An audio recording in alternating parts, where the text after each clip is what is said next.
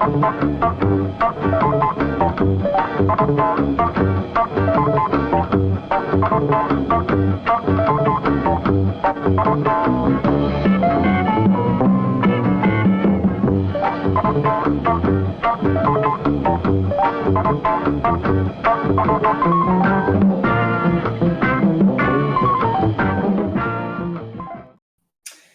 day, welcome to Rock and Rob's music review. How are you, Rob?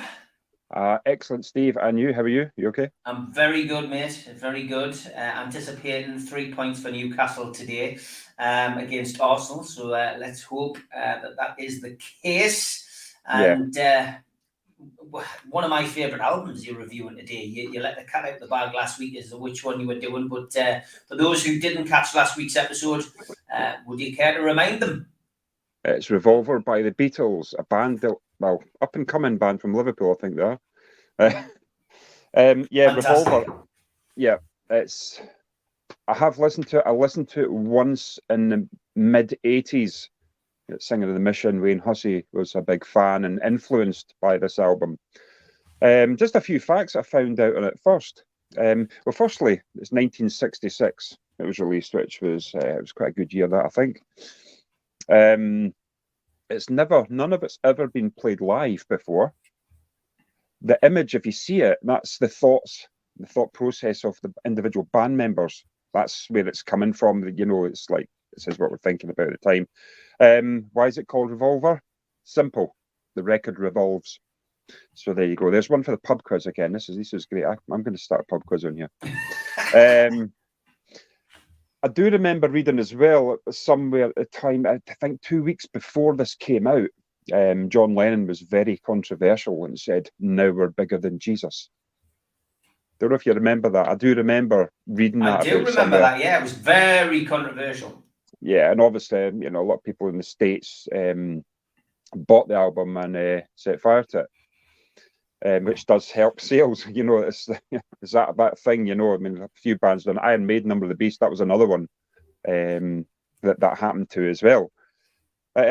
Another thing as well, I noticed that I forgot to say a couple of weeks ago. You know, the album cover to Sgt. Pepper. Yeah. And then you see Band-Aid do the Notes Christmas. It was the same person who'd done the covers. Now, when you look at them again, it's obvious. I never knew that. It was just something I picked up on. Yeah, I never thought of that either, to be fair. Yeah. So again, this is the first sort of experimental album that they've done. So again, I've done my research. I've listened to it and I've picked up on what I've heard. And one of the reasons as well I chose this album was there's a stunning song that sort of introduced me in a way to the Mission as well. It's a song called "Tomorrow Never Knows." That's, again, we always talk about in my reviews, it's like one of the last songs on the album, and normally it's, you know, it gets boring, it gets tired, but again, I listened to the Beatles version yesterday. It's really good. The drumming's really good. A lot of people ask me about Ringo Starr, but this album, there's about 2 or 3 songs in it that really, really good, and you can see set away for, I would say, a lot of post-punk alternative bands in a way. The Mission's version is excellent. It's got lovely Julianne Regan from All About Eve backing vocals and the same little psychedelic guitaring through it that's sort of like recorded going backwards sort of sound to it. And then people are saying, was that the first psychedelic song ever recorded? So there you go. I'm not sure, but again, to listen to it again, it was good. Excellent. So this is my notes and what I found on the album. Taxman, this is a simple one. Again, the Jam start. If you like the Jam start, this is it. All I can say when it's sharp and it's snappy and it's clean. Another thing as well on this was the recording. It seemed it was the first time it was recorded. The drums are quite a heavy sound on this, because I seem to find with 60s music, I do not like the sound. It's very tinny. Obviously, you're limited to recording, you know, equipment, what you've got at your disposal. But I always find it tinny and cold. But this album, I thought, you know, it's quite got a warm, deep sound about it. So the double layered the drums, and they say that the other song after that would be like a sound you would get, say, like from Queen, Bohemian Rhapsody. It's got that sound about it. But yeah, they put the mics close at the drum heads, which I thought actually, I think that's what makes the album for me. It's got a warmer, deeper sound. Got You, Get You Into My Life. Again, I forgot that's one of those songs. And then obviously it's going in my head all day. Upbeat, so I'd say it's a very summer song. Beautiful arrangements, and it is sung beautifully, which, you know, it is. It's just it's a lovely song. Again, then you've got For No One, upbeat piano, sort of upbeat piano sort of intro acoustic song. It's quite snappy, experimental. And when I put it on, I could hear Pipes of Peace by Mr. McCartney. When I first heard the intro, that's what I thought. That's like Pipes of Peace. Then you've got Yellow Submarine. Again, I remember watching this when it was on telly, probably in the late 70s or something, and it sort of like freaked me out a bit, to be honest. It was a bit, I don't know, it was, you know, I wasn't used to seeing anything like that. It was just unusual. Now that I'm older, it's like cabaret sort of style dark nursery rhyme when I sing it. And now I do remember there's an area in Edinburgh called Niddrie, and people used to sing it. We all live in a Niddrie council scheme to that song.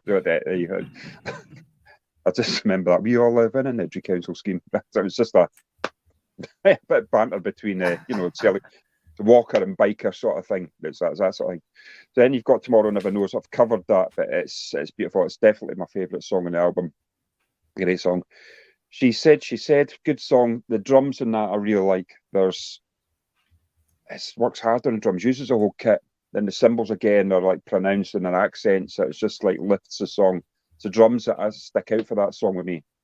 Again, I'm not keen on like the backing vocal side of things with the Beatles. It's some of the songs it's okay, but I think it gets overdone. Sometimes not necessarily, but then again, you can't go back, rewind it, and you know they wouldn't be the band they are. So yeah, again, that's like Indian. It's got a sitar sort of intro. You know, that's sort of like Indian sound. Again, going back to the Mission again, there's a few songs of sitar intros as well. So you're wondering if it's again influences. I want to tell you, piano, the bass line, very heavy. I'm finding the bass on this album seeming to be the same sound all the time. It just doesn't do anything for me as a drummer. It's just there's no like cutting, there's no edginess to it. It's just, you know, seem to be just, again, you're talking about time, and I wasn't around obviously, but times were different then. To me, it sounds like it should have been like a bonus track, or you know, one of these ones of it's like one of those ones of what else can we put on an album? What about that song we recorded but we never used? That's what I think. Yeah. And you've got I'm Only Sleeping. So it's again, it's a bit moody. The harmonies on this song are really, really nice. I like that. Backing vocals are nice on that. It's just got like a warm tone through it with the backing vocals. So I do like that one. Sort of one of those foot tapping songs you put it on. When I started doing that myself.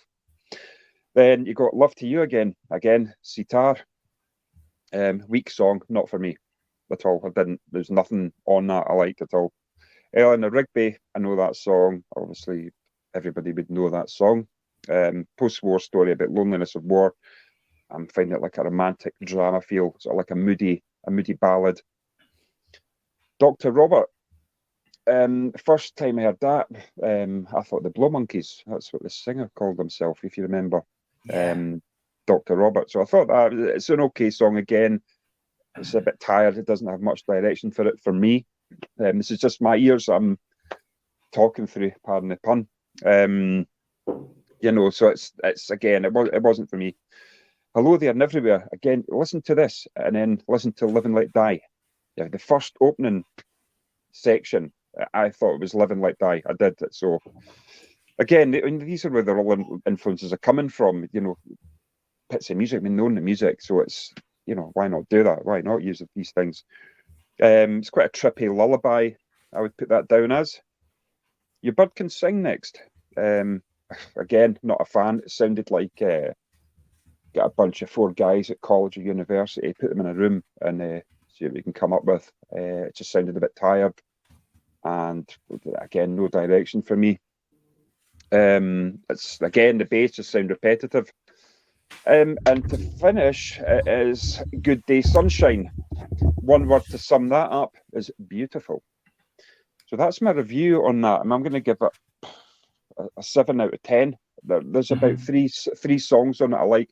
And again, the 3 songs were never the one like Yellow Submarine, Eleanor Rigby. definitely Tomorrow Never Knows.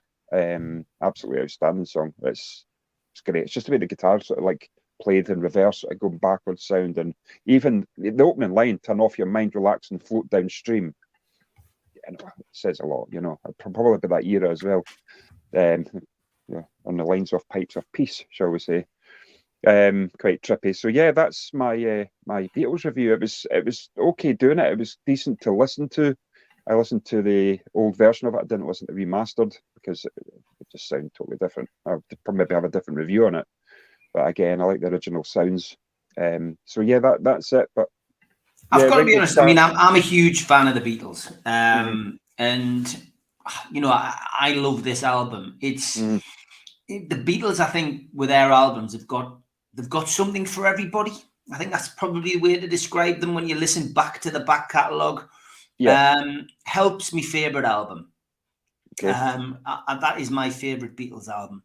I think this has got a strong start with Taxman and Eleanor Rigby. I'm definitely with you with the way you describe a couple of these songs as tired. I think it's a really good way of describing them. I've never liked Ringo taking the lead on songs. I really don't like any. I really find it hard to listen to Ringo singing. So Yellow Submarine, I don't know. I just grew to dislike it. I was never really a fan. I think Good Day Sunshine it's like George Harrison kind of influence, and I really like Good Day Sunshine. I think it's a really good feel good song. You didn't like And Your Bird Can Sing. You described that as tired, but And Your Bird Can Sing, I think it's got a lovely bit of guitar in there, and I think that's what makes that stand out for me. Dr. Roberts, a quirky one, which I never used to like. I never used to like that one, but I grew to like it. Got to Get You Into My Life is very reminiscent of like later Beatles. It's like a sign of what's to come for me. And I think that's ended up being quite a. It takes on a journey. Got to Get You Into My Life. But like I say, the Beatles albums, there is something for everybody, and they were a very experimental band. They were ahead of their time. Experimental with drugs as well, which of course led to some of the greatest albums created. But I think it's a really it stood the test of time, and it shows you a regeneration period of the Beatles. I think there's a new feeling about the band with this album, but it's a long album for the Beatles as well. I think that's another thing. That's correct. Yeah, 100%.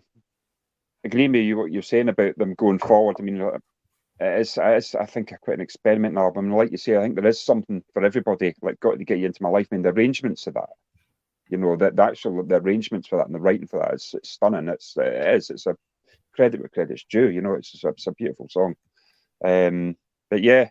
I think it's fascinating because you bring a musical insight to it. You know what I mean? Your ears are trained as a drummer. Do you know what I mean? Your ears are trained in a specific way, and that's you will know from your point of view what you feel is missing from a particular song. So it's fascinating, Rob. It's why I love doing these, and especially when it's an album which I've got an interest in and I enjoy. I do obviously try and do a bit of research and find stuff before we do stuff, and I did stumble across this little piece of artwork, which was from a release on August the 5th by EMI. So I'm not sure if that was the original release or whether that's a release of a later version. It doesn't say that it's a remaster, so I presume that is a bit of promotional material from the original launch.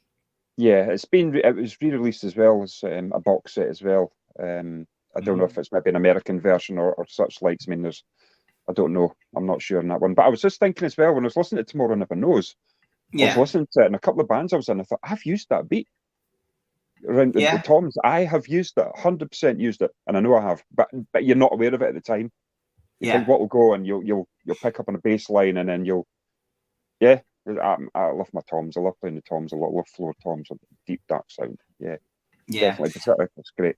And of course, Taxman, as you rightly said at the start of the program as well, it's you know, the jam and start. Well, it's you know, I guess in the days of suing bands for ripping off notes, that's one that everybody stands and goes, well, hold on a minute, that's definitely the Taxman, the Beatles. But I think there was a mutual respect between the Jam and the Beatles, I think, in later life. So maybe they give them a buy on that one. But it's fantastic, mate. It's fascinating.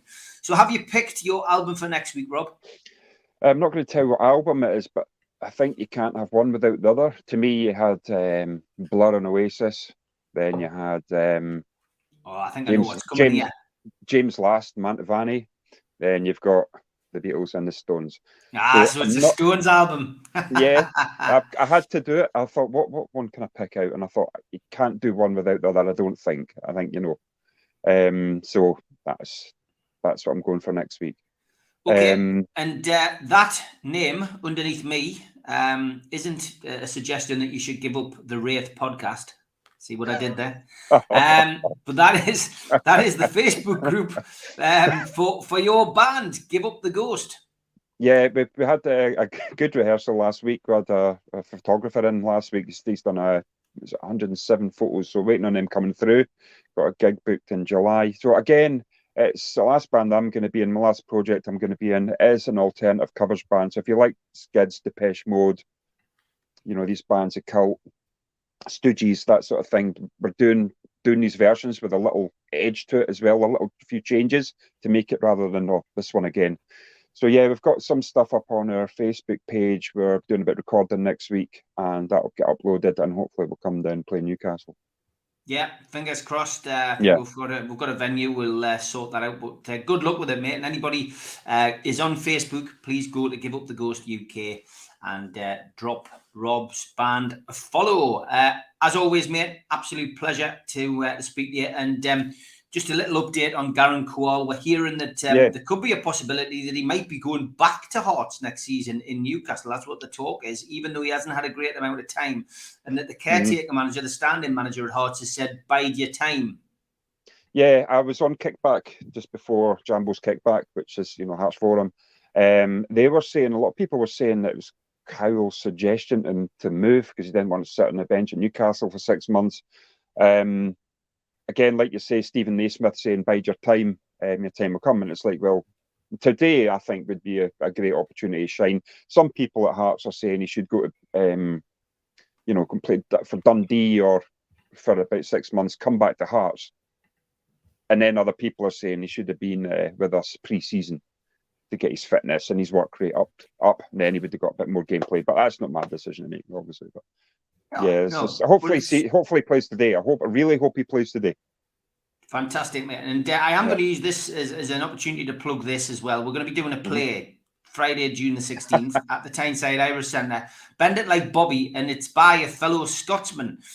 Jim Orr has written this play, and it's a rehearsed reading. I'm going to be in it, so anybody wants a ticket for that, it is £5 a ticket, June the 16th, which is the week after the anniversary of winning the Fairs Cup, of course, at the Tyneside Irish Centre. Tickets are available from NewcastleLegends.com. Until next week, then, mate, I will play out with the ads, but that was a very enjoyable episode of Rock and Rob's Music Review. Take care, mate.